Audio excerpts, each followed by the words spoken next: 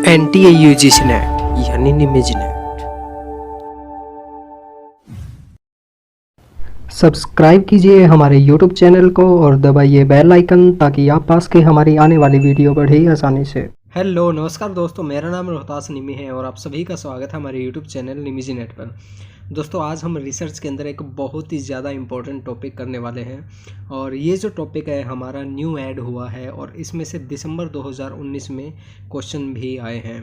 तो दोस्तों ये जो टॉपिक है हमारे लिए करना बहुत ज़्यादा ज़रूरी है और ये जो टॉपिक है दोस्तों ये काफ़ी कंफ्यूजिंग करने वाला टॉपिक है, ये आसानी से समझ में नहीं आता। और मैंने इस पर रात में काफ़ी रिसर्च की, काफ़ी वीडियोज़ वगैरह देखी, लेकिन कहीं पे भी इसमें अच्छे से नहीं बताया गया। लेकिन हम आपको इस वीडियो में बहुत अच्छे से बताने की कोशिश करेंगे कि पॉजिटिविज़म एंड पोस्ट पॉजिटिविज़म क्या होता है और इसके जो पार्ट है उन सभी के बारे में हम चर्चा करेंगे। और ये देखिए, जैसे ये दिसंबर 2019 में क्वेश्चन आया था तो इसके बारे में भी हम चर्चा करेंगे कि किस तरह से इसका हमें आंसर देना है, क्वेश्चन को किस तरह से हमें समझना ज़रूरी है। तो इन सभी के बारे में हम बात करेंगे, तो ये वीडियो पूरा देखना और ध्यान से देखना। और दोस्तों अगर आपने अभी तक हमारा चैनल सब्सक्राइब नहीं किया है तो प्लीज़ हमारे चैनल को सब्सक्राइब कर लीजिए और घंटी का बटन ज़रूर दबाइए ताकि आप हमारी आने वाली वीडियोज़ को आसानी से देख सकें।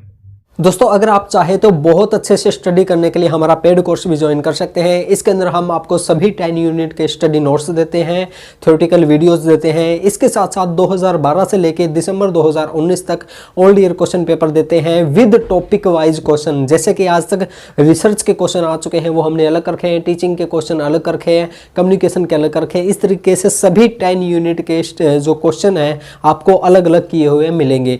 इसके साथ साथ दोस्तों हम आपको सभी 10 यूनिट के लाइव मॉक टेस्ट देते हैं। दोस्तों अगर आपको हमारा पेड कोर्स ज्वाइन करना है तो जल्दी से जल्दी हमें इस व्हाट्सएप नंबर पे कांटेक्ट कीजिए। तो चलिए दोस्तों अब हम बात करते हैं पॉजिटिविज़म और पोस्ट पॉजिटिविज़म की। ठीक है, देखिए इसको हिंदी में प्रत्यक्षवाद कहते हैं और जो पोस्ट पॉजिटिविज़म है उसको हम उत्तर प्रत्यक्षवाद कहते हैं। अब देखिए यहाँ पे आप इंग्लिश में देख सकते हैं, इसको दो तरह से पुकारा जाता है, एक तो पॉजिटिविस्ट और एक पॉजिटिविज़म, दोनों ही चीज़ एक है। तो अब हम बात करते हैं इसके अंदर सबसे पहले प्रत्यक्षवाद यानी कि पॉजिटिविज़म की।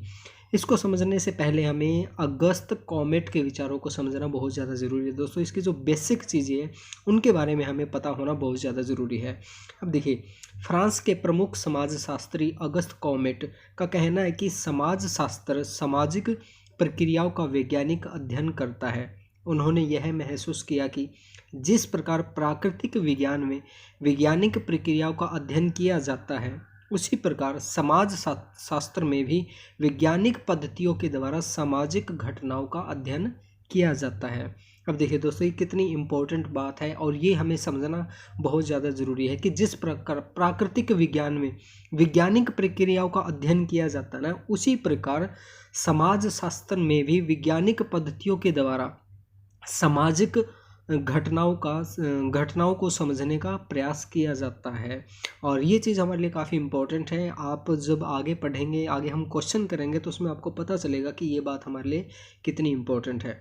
उसके बाद है दोस्तों कि इन्होंने एक महत्वपूर्ण पुस्तक पॉजिटिव पॉलिसी के नाम से लिखी। इस पुस्तक में उन्होंने सर्वप्रथम सोशियोलॉजी शब्द का उपयोग किया था। ये क्वेश्चन भी हमारे लिए काफ़ी इम्पोर्टेंट है दोस्तों, इसके बारे में क्या पता पूछ ले।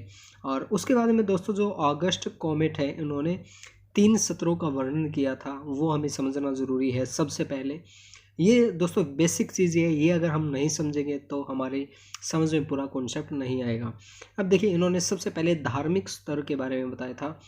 इस स्तर पे क्या होता है दोस्तों, इस स्तर पर मनुष्य का यह सोचना था कि समस्त चीज़ें अलौकिक शक्ति द्वारा प्रभावित होती है। इन अलौकिक शक्तियों के कारण ही घटनाएं घटित होती है।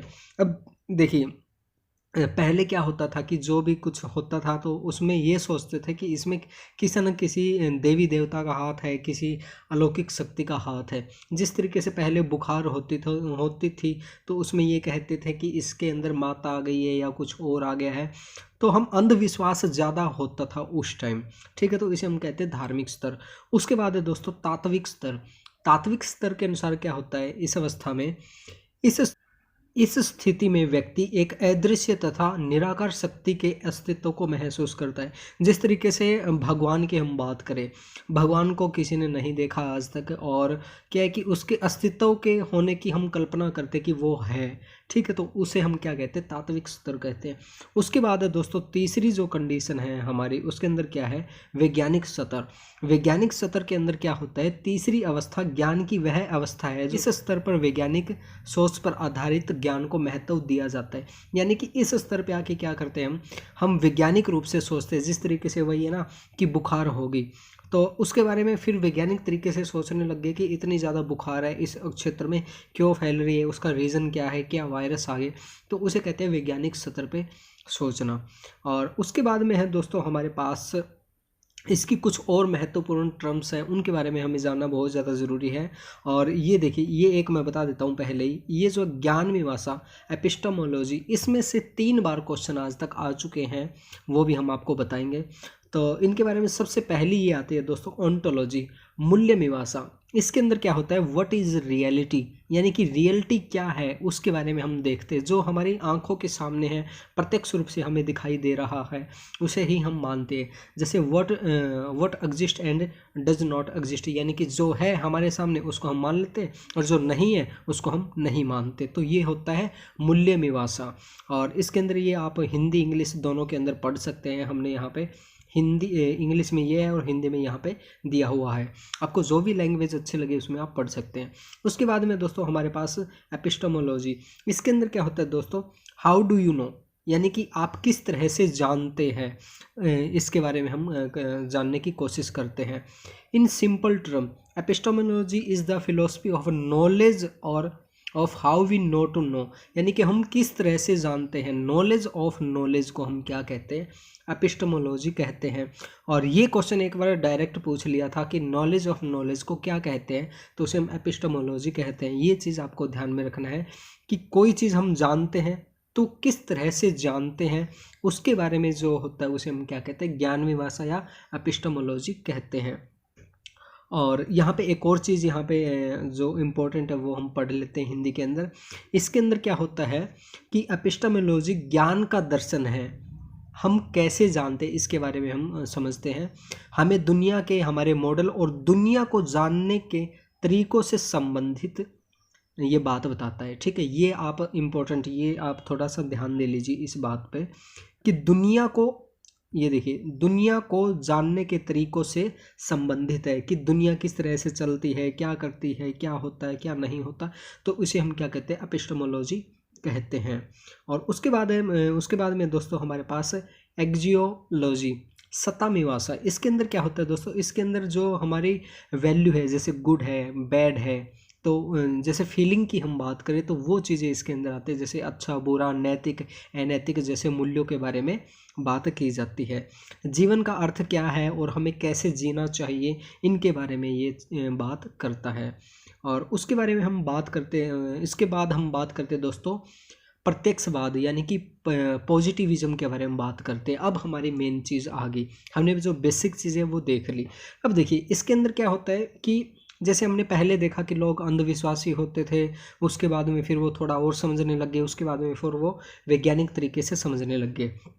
तो इसके अंदर क्या होता है दोस्तों, अब इसके अंदर क्या होता है दोस्तों, इसके अंदर हम संवेदी अनुभव से प्राप्त जानकारी, यानी कि कोई हमने एक्सपीरियंस किए कोई चीज़, उससे जो जानकारी प्राप्त हुई है, कारण और तर्क के माध्यम से, यानी कि कोई भी चीज़ है, जैसे कि हम मान के चलते हैं, वही बुखार का उदाहरण ले रहे हैं, ठीक है।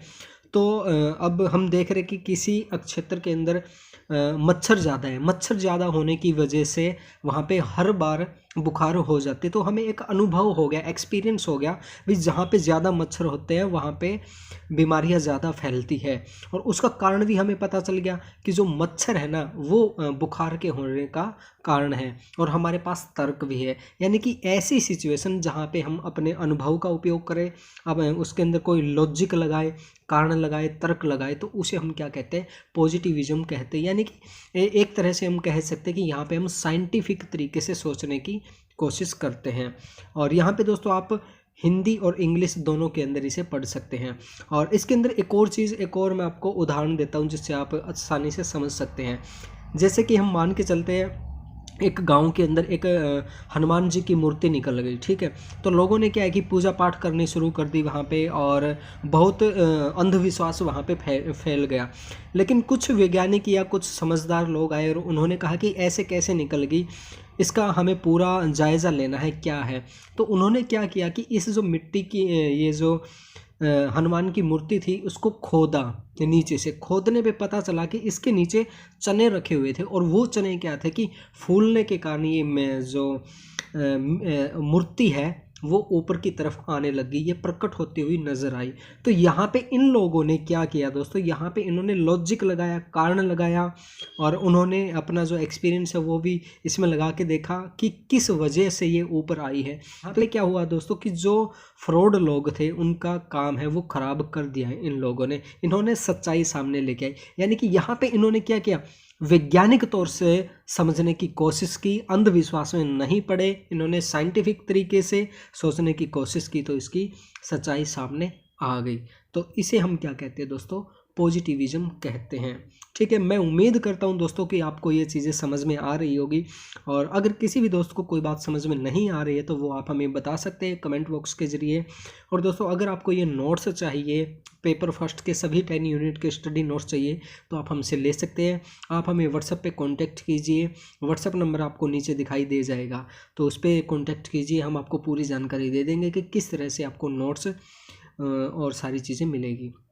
उसके बाद हम बात करते हैं दोस्तों उत्तर प्रत्यक्षवाद, यानी कि पोस्ट पॉजिटिविज्म। अब इसके अंदर क्या होता है दोस्तों, इसके अंदर देखिए दोनों चीज़ों को शामिल किया जाता है, जो वैज्ञानिक तरीका है उसे भी, और जो हमारा अंधविश्वास का जो तरीका है, जो हमारा एक्सपीरियंस वगैरह है, जो हमारी जो परंपराएं जो चलती आ रही थी, ठीक है, उन दोनों को शामिल किया जाता है इसके अंदर। अब देखिए उत्तर प्रत्यक्षवाद सिद्धांतों को वैज्ञानिक या सामाजिक विज्ञान होने का प्रयास नहीं करता, बल्कि वे मामलों की गहराई से विश्लेषण करने की कोशिश करता है। इसके अंदर क्या होता है दोस्तों, ये ना ही तो वैज्ञानिक तरीके से सोचता है और ना ही सामाजिक तरीके से सोचता है। ये क्या करता है, ये किसी भी मामले को गहराई से जानने की कोशिश करता है कि इसके अंदर रियलिटी क्या है, ठीक है। तो इसके अंदर ये होता है, और ताकि यह तय किया जा सके कि घटना के पीछे कारण क्या है, ठीक है। और यहाँ पे भी मैं आपको एक उदाहरण देता हूँ जिससे आप अच्छे से समझ पाएंगे। अब देखिए शुरू के अंदर क्या था कि एक ये व्यक्ति था और इसकी जो पैर है वो ख़राब हो गए, डॉक्टरों ने कह दिया कि आप चल फिर नहीं सकते। इसका जो मोरल है वो बहुत डाउन कर दिया, और ये सोचने लग गया कि यार मैं तो अब चल नहीं सकता और अब तो कभी नहीं उठ पाऊँगा। तो ये क्या है कि धीरे धीरे और भी ज़्यादा ये बीमार होने लग गया, क्योंकि इन्होंने क्या पाया कि इन्होंने साइंटिफिक रूप से देखा कि ये चल नहीं सकता, ठीक है। तो ये धीरे धीरे और ज़्यादा ख़राब होने लग गया। लेकिन उसके बाद क्या हुआ कि ये एक बाबा थे, इस बाबा को एक चीज़ का पता था कि अगर इंसान के अंदर कॉन्फिडेंस है, उसके अंदर कुछ करने की हिम्मत है, तो वो कुछ भी कर सकता है। अगर उसके अंदर कॉन्फिडेंस ना मरे, जिंदा रहे, तो एक वो बिल्कुल बीमार आदमी भी ठीक हो सकता है। और ये बिल्कुल सही बात है दोस्तों, अगर हमारे अंदर हिम्मत है तो हम कुछ भी कर सकते हैं। तो इस बाबा ने क्या किया, इस आदमी को कहा कि तू ठीक हो सकता है, तू चल सकता है, तू ये कर सकता है, तू वो कर सकता है। और इसने क्या कहा कि तू रोज़ मंत्र पाठ करना, ये करना, वो करना।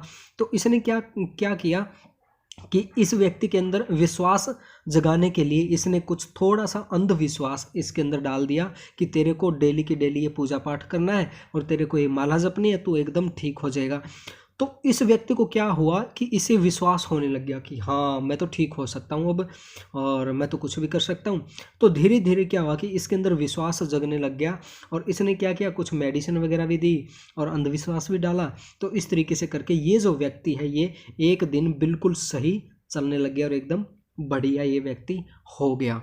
अब देखिए, अब कोई तीसरा व्यक्ति आया, अब उसने क्या देखा कि उसकी समझ में नहीं आ रहा था कि ये बाबा की जो जड़ी बूटी दी हुई थी, बाबा ने जो मंत्र बताए थे उससे ये व्यक्ति ठीक हुआ है, या साइंटिफिक रूप से जो उन्होंने दवाई दी थी उनसे ठीक हुआ है, किससे ठीक हुआ है। अब देखिए बाबा ने तो दोनों ही चीज़ें दी थी ना, अंधविश्वास भी बताया था कि आपको माला जपनी है, मंत्र पढ़ने हैं, प्लस में इसने मेडिसिन भी दी थी, यानी कि दोनों चीज़ें इन्होंने दी थी। लेकिन जो तीसरा व्यक्ति आया उसने पूरी छानबीन की, तो उससे ये पता चला कि व्यक्ति के अंदर मेडिसिन होना तो ज़रूरी है ये साइंटिफिक रूप से, ठीक है, प्लस में व्यक्ति के अंदर आत्मविश्वास होना बहुत ज़्यादा ज़रूरी है। अब देखिए, किसी व्यक्ति को हम ये कह दें कि नहीं तू तो कर नहीं सकता, तू तो कर नहीं सकता, या तू तो ठीक नहीं हो सकता। अगर एक व्यक्ति को दिन के अंदर 100 व्यक्ति आके ये बात कहे ना कि तू ठीक नहीं हो सकता, तो वो चाहे दोस्तों कितनी भी मेडिसिन ले ले, वो सही मायने में ठीक नहीं हो सकता। ठीक है, तो तीसरे व्यक्ति ने आके ये पूरे मामले को समझा कि चीज़ क्या है, तो इसे हम क्या कहते हैं दोस्तों, उसे कहते हैं पोस्ट पॉजिटिविज्म कहते हैं, उत्तर प्रत्यक्षवाद कहते हैं। मैं उम्मीद करता हूँ आपको ये चीज़ समझ में आई होगी, और मैं फिर वही कहूँगा कि अगर आपको कोई बात समझ में नहीं आई है तो आप हमसे पूछ सकते हैं। और आगे हम बात करते हैं दोस्तों, जैसे कि यहाँ पे उत्तर प्रत्यक्षवाद और प्रत्यक्षवाद के साथ अपने अनुभवों को मिलाकर किसी घटना का परीक्षण किया जाता है। अब वही बात आ गई ना, इसके अंदर दोनों चीज़ों का उपयोग किया जाता है। इसके अनुसार सभी अवलोकन अस्थिर है, यह सभी सिद्धांत पुनः प्रायोजित है। अब इसका मतलब क्या है कि सभी अवलोकन अस्थिर है, यानी कि ये देखिए, जो हमने यहाँ पे साइंटिफिक रूप से इनको कहा गया कि आप चल नहीं सकते, तो ये जो अवलोकन है ना, ये अस्थिर है। कोई भी बात यहाँ पे हम ये नहीं कह सकते कि डेफिनेट रूप से ये होगी, नहीं, उसके ऊपर हम दोबारा विचार कर सकते हैं, वो बातें चेंज भी हो सकती है। ठीक है, और पुनः प्रायोजित का मतलब भी वही है कि उसके ऊपर दोबारा विचार किया जा सकता है। और अब हम बात करते हैं दोस्तों, ये जो क्वेश्चन आया था हमारा दिसंबर 2019 के अंदर, अभी जो अपना एग्ज़ाम हुआ है उसके अंदर, ये देखिए 4 दिसंबर को आया था। इसके अंदर इन्होंने क्या कहा है, सामाजिक विज्ञान में केंद्रीय मुद्दा यह प्रश्न है कि क्या प्राकृतिक विज्ञान की विधियों का प्रयोग कर सामाजिक दुनिया का अध्ययन किया जा सकता है, यह कथन किस विषय की ओर संकेत करता है। अब आप बताइए दोस्तों क्या होगा इसका। अभी हमने पढ़ा है, अब यहाँ पे 4 ऑप्शन दे रखे हैं और यहाँ पे इंग्लिश हिंदी में भी मैंने ऑप्शन दे रखे हैं, तो आप बताइए क्या होगा। वैसे तो यहाँ पे आंसर लिखा हुआ है, आंसर नंबर 3 यानी कि ज्ञान मीमांसा, यानी कि इसका क्या होगा, एपिस्टेमोलॉजी होगा। लेकिन कैसे होगा ये आपको पता होना बहुत ज़्यादा ज़रूरी है। और मैंने आपको पीछे बताया था कि एपिस्टेमोलॉजी के अंदर क्या है कि सामाजिक दुनिया का हम अध्ययन करते हैं। मैं आपको दिखा देता हूँ ताकि आपको अच्छे से समझ में आ जाए।